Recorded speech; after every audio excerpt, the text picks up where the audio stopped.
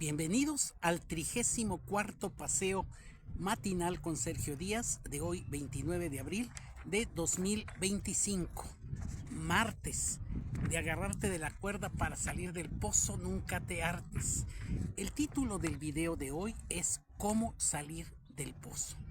Y es un breve resumen de un libro de Andrés Oppenheimer, cuyo título es precisamente ¿Cómo salir del pozo? En este libro, Andrés Oppenheimer hace un recorrido por varios países de los más felices del mundo y algunos otros que han intentado subir la felicidad de su población y no lo han logrado, para tratar de analizar cuáles son las causas por las que no han podido lograr ese nivel de felicidad. El libro consta de 9 capítulos. El primer capítulo se denomina La nueva ciencia de la felicidad. En este primer capítulo, Andrés Oppenheimer nos indica que, antiguamente, hasta hace no mucho tiempo, la gente pensaba que la felicidad era algo así como solamente para filósofos o algo esotérico, para gente que está metida en cuestiones de carácter muy espiritual, pero en la actualidad se ha visto que la felicidad ha ido retomándolo la ciencia. Es decir, cada vez más gente en más países, más gobiernos se preocupan por ver de qué factores depende la felicidad y tratar de establecer medidas para que la población de su país logre ser más feliz. En este primer capítulo menciona Andrés Oppenheimer que se ha observado que las personas más felices viven, en primer lugar, viven más tiempo. Viven entre 6 y 10 años más en promedio de las personas que no se consideran felices. Ya esto de por sí es un elemento que hace importante hacer ver, voltear a mirar la felicidad desde el punto de vista científico. Y otro aspecto muy importante es que la felicidad ayuda también a mejorar la productividad en las empresas y a mejorar las relaciones en la familia o con la gente con la que se convive la gente. Es decir, quien es más feliz es más productivo porque pone más interés en su trabajo, está más enlazado a su trabajo y también hay mejores relaciones familiares. Entonces son diversos factores por los que es importante que la ciencia voltee a la felicidad. Y por esta razón, en muchas escuelas, en Harvard, en Berkeley, menciona varias universidades, se ha establecido cursos, maestrías en felicidad, y diversos científicos, diversos psicólogos se han enfocado a ello. Destaca entre ellos Martin Seligman, que es el fundador de la psicología positiva y que ha impulsado activamente en diversos países estos cursos sobre felicidad. Esto es lo que él analiza en el primer capítulo, como este llamado también padre de la psicología positiva, Martin Seligman, ha impulsado estos cursos. Y en los siguientes 8 o 7 capítulos va a hacer un recorrido o va a narrar su recorrido que hizo por distintos países que se consideran felices. El segundo capítulo dice Dinamarca, el éxito y el fracaso de los países escandinavos.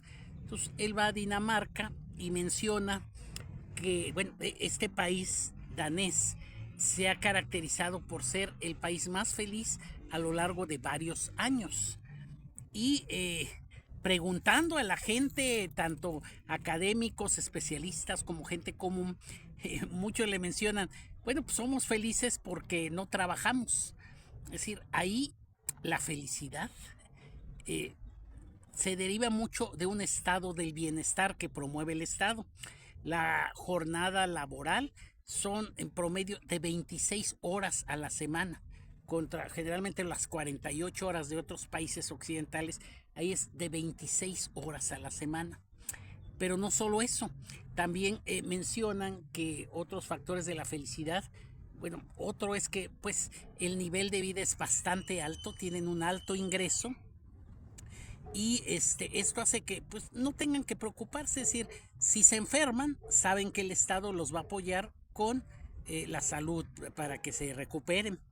Si pierden el trabajo, el Estado los va a apoyar con 2 años pagándoles el 90% de su salario para que puedan continuar viviendo adecuadamente.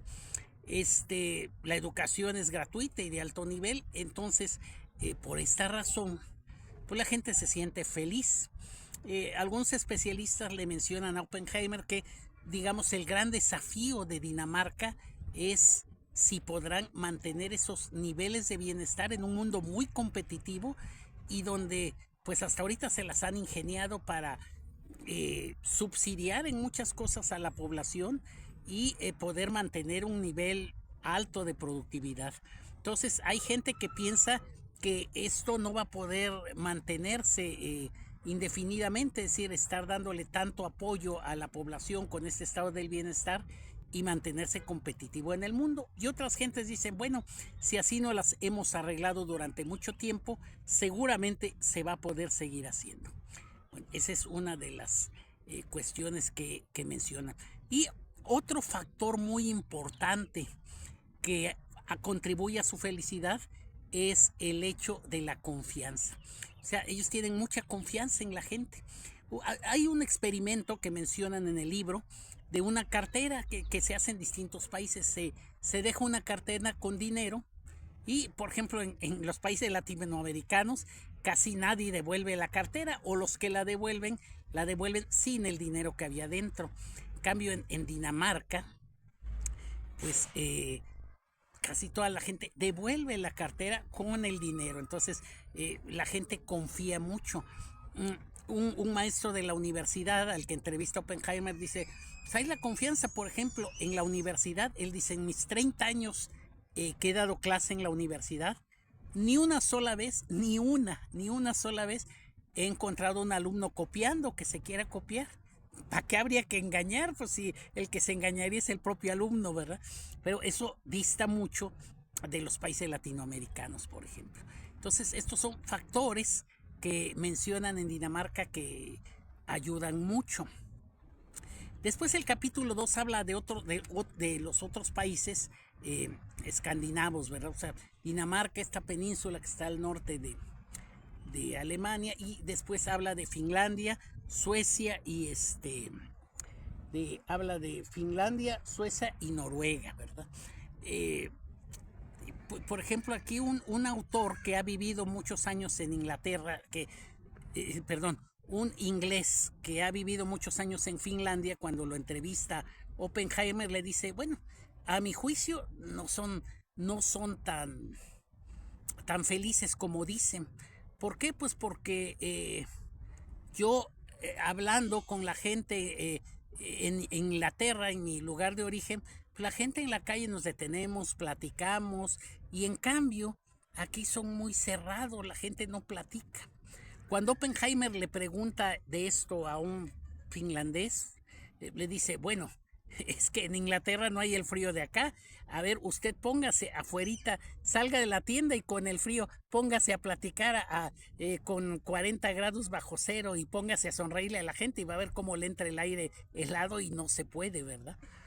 Entonces, aquí mencionan que en estos países tienen otras formas. Por ejemplo, a pesar del frío muy grande, hay muchos baños sauna. Entonces, a veces se va junta la gente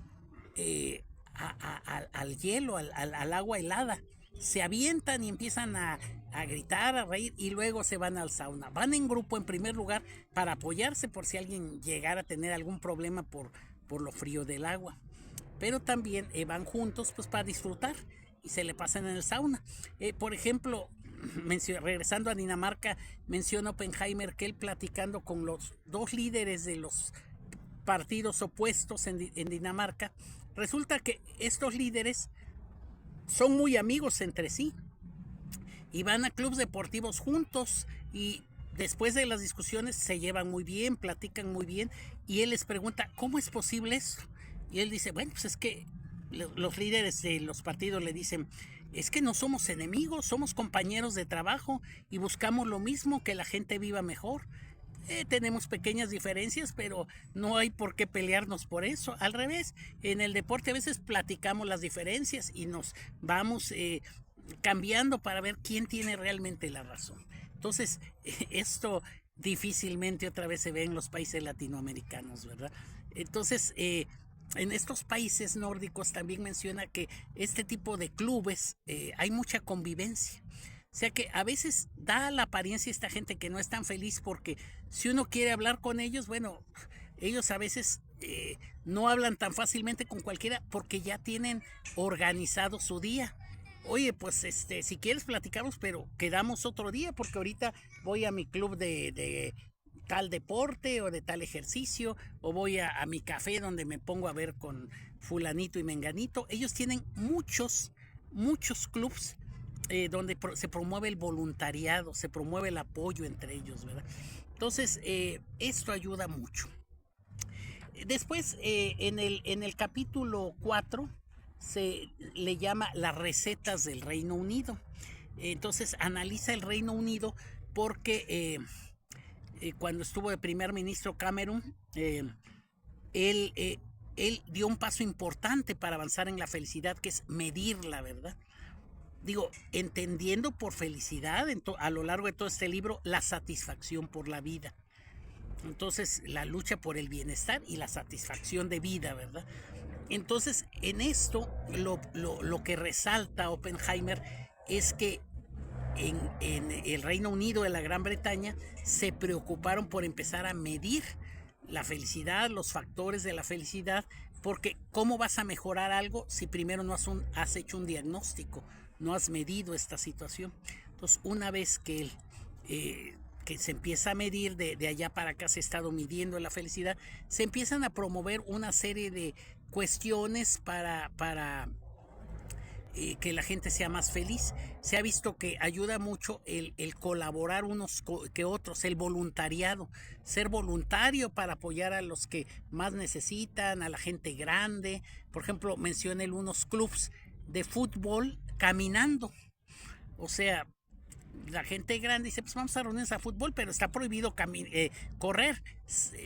Todo el fútbol es caminando, ¿verdad? Si alguien corre, pues se le descalifica. Entonces, este tipo de iniciativas, ¿verdad? De apoyar, es decir, así como hay médicos, aquí hay voluntarios para dar apoyo mental, espiritual, ¿verdad? Y entonces esto ayuda bastante a que se haya elevado bastante la felicidad en el Reino Unido. También después de Reino Unido, él menciona a Bután. El capítulo 5 se llama Bután, el país más feliz del mundo. Bután es un país con un nivel de vida muy bajo, muy bajo, pero en el año de 1972, si no mal recuerdo, 72, ahí se promueve que lo que va a determinar el desarrollo del país no es el crecimiento del Producto Interno Bruto, sino, voy a esperar a que pase este camión que está haciendo un ruido, no es el incremento del Producto Interno Bruto, sino el Producto Bruto de la felicidad. Y le empieza a dar mucha importancia. Él viaja ahí, sin embargo, él dice, bueno, mi visión es algo contradictoria, porque por un lado veo que hacen mucho esfuerzo por mejorar la felicidad. En las clases a los niños desde pequeños les enseñan a ser felices, les dan clases y les cuentan anécdotas, porque es importante primero una pequeña meditación de mindfulness, ¿verdad? Es decir, estar alertas a todo, es decir, pensamiento total, consciente, ¿verdad? El mindfulness. Y después de ese pequeño minuto, 2 minutos de mindfulness, a veces dan relatos sobre fábulas, porque es importante la gratitud, el agradecimiento, cosas que ayudan espiritualmente a ser felices. Entonces él dice que esto es importante. Sin embargo, ellos, al haber descuidado la importancia de la parte económica, del crecimiento del Producto Interno Bruto, pues en la práctica se ve que hay gente que no es feliz porque hay todavía gran pobreza. Hasta hace poco estaban muy aislados y apenas están dando los primeros pasos para incorporarse, a este mundo globalizado.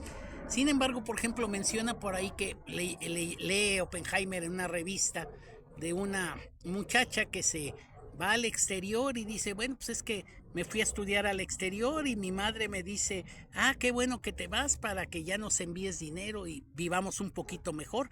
Pero ella dice, pues apenas voy a tener dinero suficiente para continuar aquí mis estudios, aquí fuera, ¿verdad? A veces van a Kuwait, a Indonesia, otros países, pero no hay no tienen el dinero suficiente para pagar, ¿verdad?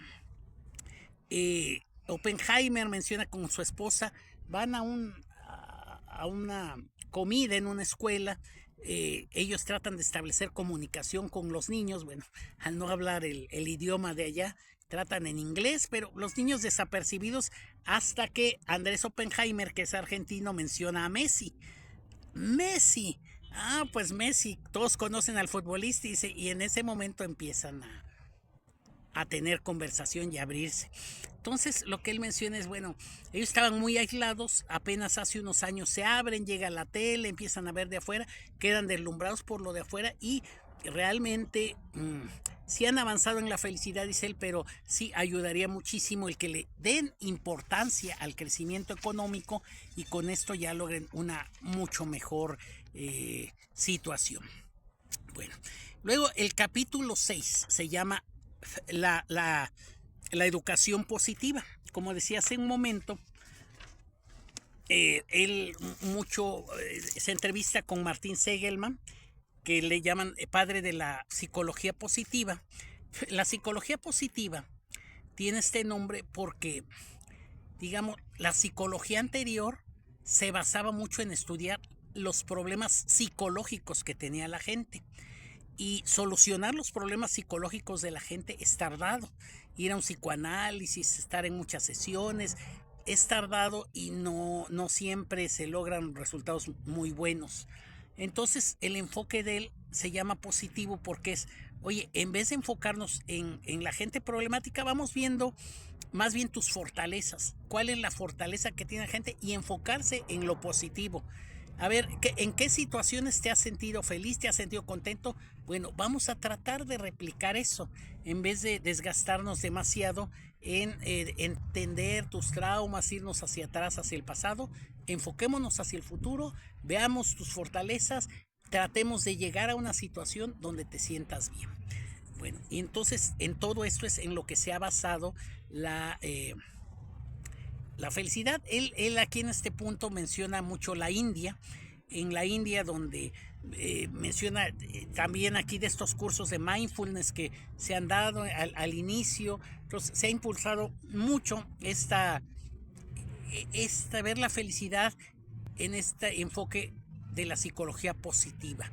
Ver cómo lograr ser positivos aprovechando tus fortalezas, aprovechando tus experiencias y pues es un camino que lo ve con bastante optimismo Andrés Oppenheimer.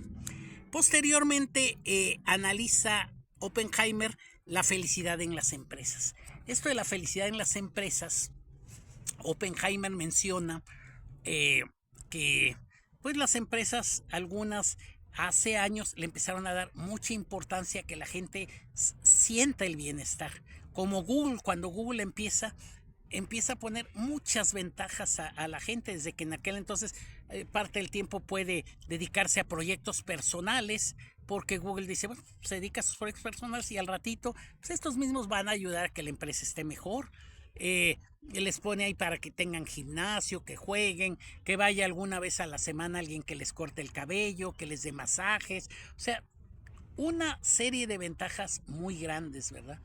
Y muchos años se mantiene así hasta que esta y otras empresas grandes empiezan a copiar esto y les empieza a ir bien, muy bien a estas empresas. Digo, Google por sí mismo sabemos que es una de las 7 magníficas de las grandes empresas de tecnología mundial.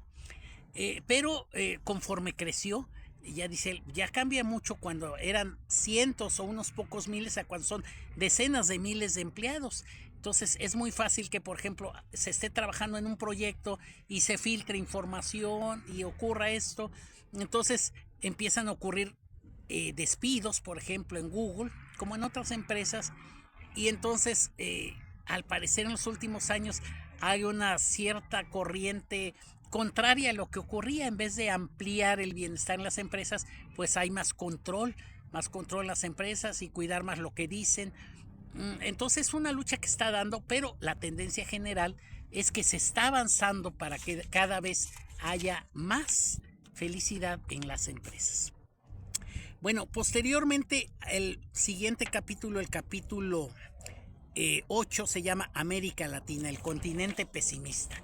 Y aquí menciona Oppenheimer cómo se habla de, pues cómo es la mentalidad de los latinoamericanos, que aunque ayuda mucho el espíritu que tenemos de que nos gusta la fiesta, nos gusta el relajo, fácilmente hacemos amistad con la gente, somos atentos con ellos, somos solidarios entre todos, pero cuando analizamos nuestro pasado y nuestro futuro, somos muy pesimistas y poco felices, y ahí es donde se nos acaba la felicidad. Y él menciona las canciones, por ejemplo, de José Alfredo Jiménez, ¿verdad? La vida no vale nada, y tanta canción pesimista que hay, ¿verdad? O dichos, por ejemplo, de Brasil, que los brasileños dicen mucho, menciona él que dicen, no, pues Brasil es un país con futuro y siempre seguirá siendo el país del futuro. O sea, nunca va a cristalizar ese futuro, ¿verdad? Y menciona así los distintos dichos que hay, y que eso es un poquito un gran obstáculo para que se pueda llegar a esa felicidad plena a la que se podría lograr, ese estar anclados mucho a un pasado, el no creer en nosotros para que en un futuro, digamos, pues vamos a tener un gran país, ¿verdad? Y pues lograr esos cambios que se requieren de, como es esto que decíamos, pues se requiere que haya, que no haya corrupción, por ejemplo, ¿verdad? Que haya más seguridad. Entonces, esos son algunos aspectos que analiza sobre América Latina. Y por último, el capítulo 9 dice 10 recetas para salir del pozo. Entonces, él, de todo esto que analiza, él dice, hay 10 puntos como conclusión de todos estos países que analiza.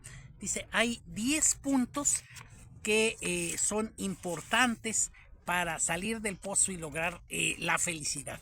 Entonces él dice en este orden. Punto 1, dice él, crecimiento económico. O sea, no hay crecimiento económico, se va a vivir con angustia para el futuro y esto impide ser feliz. Entonces, los gobiernos, él considera que debieran promover decididamente el crecimiento económico, pero también vivir en democracia, porque si no se vive en democracia, pues no hay la confianza, para que las empresas inviertan, ¿verdad? Igual que el punto 3 que él dice, el punto 3 es combatir la corrupción, van de la mano. Vivir en democracia va muy de la mano con combatir la corrupción. Entonces, si no se combate la corrupción, la gente dice, híjole, ¿para qué nos esforzamos? Al ratito va a llegar un gobernante, un empresario, se roban todo y ahí ya no acaba. Y entonces viene ese pesimismo latinoamericano del que hablaba Oppenheimer. Entonces es necesario, además del crecimiento económico, enfocarse en vivir en democracia y combatir la corrupción. Otro punto importante, él dice, las clases de la felicidad. Para ser feliz no basta querer ser feliz, hay que conocer qué es la felicidad y cómo llegar a ello, sobre todo ahora que la ciencia nos ha dicho qué camino hay que hacer para llegar a la felicidad. 5, hay que medir la felicidad. ¿Qué tan felices somos? ¿Qué tan satisfechos estamos en la vida? Hay que preguntárnoslo y ver qué factores influyen y en base a avanzar. Si un país no mide la felicidad, pues ¿cómo? Hay un principio administrativo que dice, lo que no se puede medir, no se puede mejorar. Bueno. Otro punto dice 6, tener un propósito. La gente que tiene un propósito en la vida le echa ganas, tiene pasión y eso le da felicidad. 7, dice él, actividades comunitarias. tener un espíritu de contribución, de ayudar a la gente, tener un papel positivo en la sociedad en que vivo y ayudar a los demás, produce felicidad. Por eso él dice, muchos países felices promueven mucho estas actividades comunitarias. 8, dice él, espacios verdes. En la medida en que tengamos un cielo más gris, contaminado, puro ruido de carro, pues va a ser más difícil. Miren, por ejemplo, aquí cuánto árbol hay, sin embargo, de vez en cuando ruido de coches, ¿verdad? Las áreas verdes se ha mostrado que generan un espíritu de mayor satisfacción. Otro 9, dice él, estar menos obsesionado con el estatus. Y él mencionaba, por ejemplo, en Suecia, ¿verdad? Hay empresas grandes como IKEA, también la tienda de ropa H&M o Spotify. Y él, por ejemplo, mencionaba el dueño de IKEA, de H&M, tratan de hacer cosas no lujosas. O sea, ellos dicen cosas elegantes y útiles. O sea, verse diferente a otra gente, decir, mira, yo tengo algo mucho más bonito que tú, más lujo, es de mal gusto, no les gusta. Entonces mencionan ahí que gente que mencionaba, no, pues aquí el dueño digo, ya murió, pero cuando estaba el dueño de IKEA, la tienda está de cosas para el hogar, pues dice él andaba ahí como cualquiera, decir, hablando con todos, o sea, no hay una diferencia, cualquiera habla con él, se le ve en la calle como cualquiera, sin ninguna protección especial, porque pues hay una vida muy comunitaria donde todos tienen un buen nivel de vida. Entonces esto ayuda mucho, el no preocuparse por el estatus, el no creerse que se es mejor que otro porque tengo un anillo, o yo también, pero el mío es de oro, no, pero el mío tiene un rubí. O sea, eso para ellos se les hace absurdo y de mal gusto, ¿verdad? Bueno, ese es otro punto. Y el último punto 10, mirar para adelante. Si se ancla uno para atrás, sabemos que se deprime la gente. Vemos para atrás, vemos los seres queridos que se nos han muerto, que no van a regresar, se empieza a añorar el pasado. Entonces, ver hacia adelante, junto a esto con el propósito, nos da felicidad. Bueno, esto es así, abuelo de pájaro, el resumen de este libro de cómo salir del pozo. Les solicito aquí a quienes gusten y deseen y les parezcan bien este tipo de contenidos, que se suscriban, no les cuesta nada darle un clic a la campanita, y si les gusta darle un like al video, y los invito a que nos veamos el próximo jueves. Me despido con la frase del día, que es una frase que pone en el libro, que dice, la voy a leer para decirla exacta. La frase del día, vamos a ver. Dice, el éxito no conduce a la felicidad, sino la felicidad conduce al éxito. Frase dicha por Andrés Oppenheimer. Entonces, nos vemos el próximo jueves en el próximo paseo matinal con Sergio Díaz. Hasta pronto.